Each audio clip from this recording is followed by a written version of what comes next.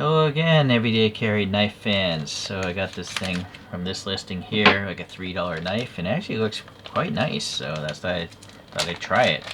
This one pleasantly has some specifications listed here, so I don't have to go and measure this thing and explain a bunch of stuff.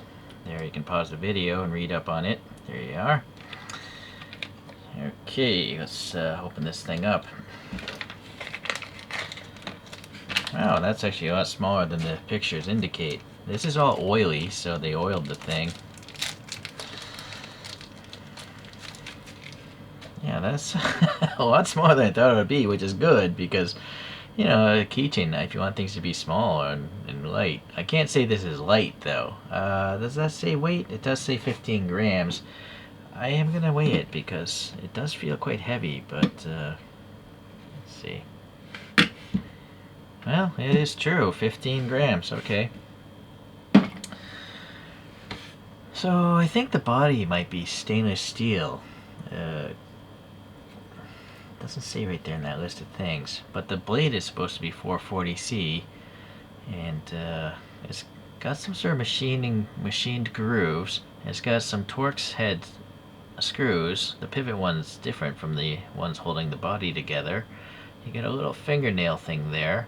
And then the center has this hexagonal keyring kind of thing there. Ooh, boy, that was kind of a sharp edge there. It wasn't, they didn't knock down that edge.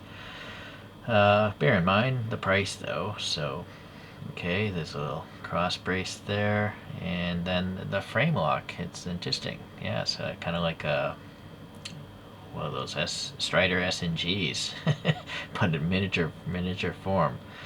I don't know if this body is cast or what. Or if that's some machine marks, or it's just, I don't know if it's painted, maybe. Possibly this is painted? Hard to say. Alright, let's see if it's smooth to open. Well, actually that feels okay. But here, I'm running into some sort of tension, something that wants to stop it. Oh, I see. You can see there's a ball bearing for the frame lock there. So now that's really tight. So I'm not sure if it's gonna like eventually put a groove into the blade and it'll get smoother over time. But that very first run was exceptionally tight. And also look at that ball. It almost looks like it's gonna fall out. Is it? Let's zoom in on that. Hold on here. I see. So that ball, I guess, is trying to keep that blade from closing a little bit. I thought it was going to rest like in a dimple in that blade, but I guess this would be cheaper to do because you don't need the process of stamping a dimple in there. Interesting. So under this magnification you can see the coarseness of the cutting here, right? But again, this thing was $3. In fact, this piece looks like it could have been stamped. It looks like it was sheared, but I might be mistaken, but that's the impression I get. Or possibly it was belt sanded afterwards, because that's uneven right there. Alright, well, interesting there. Let me look at this blade under magnification. Yeah, it seems okay. Let's do some cuts here. Alright, we're just going to cut some print paper, or yeesh. Let me try moving the blade. No. So, actually, that's not the sharpest blade. But I guess maybe for the price, that seems to be acceptable. That's what I'm starting to notice here in my reviews. You can't expect something that costs less than $5 to be, like a $400 knife. In fact, here it's doing okay. Maybe it's just the way I was doing it. So I guess that's alright. Cutting boxes, though, this would be a good way to do it. What I like about the shape of this blade is it's straight, like a real box cutter, like a utility knife. It doesn't want to come out of a cut. But here we have some tape, of course. Oh, no problem there. And you can pierce tape very easy with that point. Oh, I missed the groove.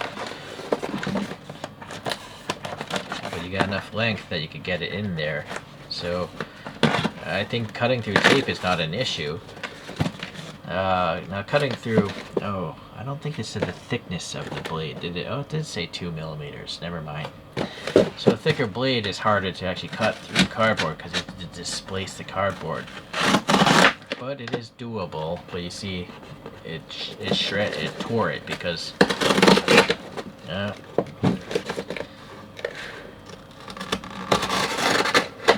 I guess you gotta practice. I think I was literally catching that because the blade is so short. I was burying the whole thing. Alright, so that works alright. That was just bad technique, bad form. I'm not a knifing, professional. I mean, if you watch my channel, I mostly review toys. But I do like small gadgets, and I consider this to be one of them. Alright, so now let's see if we can push that out. Or maybe there is no need to push it out. No, maybe not. I guess you just got to overcome the force of that bearing. Yeah, alright. And now it does feel easier. So I think I'm going to just do this a bunch of times. Oh, it's getting looser. Alright. Still, I don't think it's going to open freely. But now, again, getting that last bit there, that's really difficult. Huh, I suppose that's probably good. You don't want the thing collapsing on you. Boy, I wonder if... I don't know, I was wondering if I should test this thing collapsing. But I almost want to put it into pliers, but then I'll scratch it all up, so maybe I won't do that.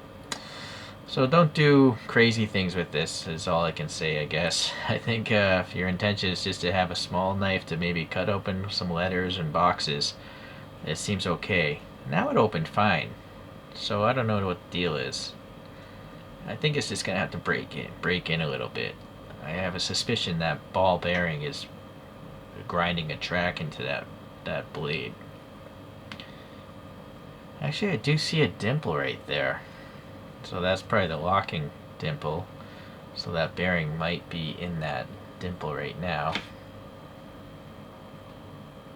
Gonna zoom in. I'm gonna open it. Alright, so let's look at that bearing.